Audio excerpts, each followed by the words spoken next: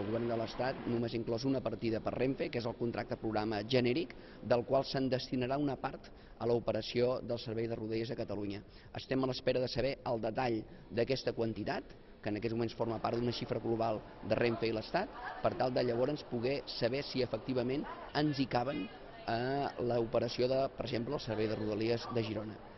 I al final, doncs, en el moment en què l'aprovi, sabrem aquesta xifra i en aquell moment serà quan podrem signar el contracte de serveis si s'escau,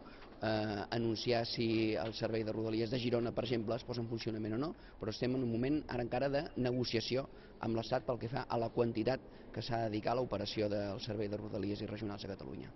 La veritat és que no estem gens satisfets en l'actual marc, és un marc, diguéssim, d'incertesa pel que fa a la prestació del servei, perquè la situació actual impossibilita saber exactament quants diners dedicarà l'Estat a l'operació de Rodalies i regionals, per una banda, i també impossibilita, ara per ara, la signatura d'aquest contracte de serveis. No estem gens satisfets.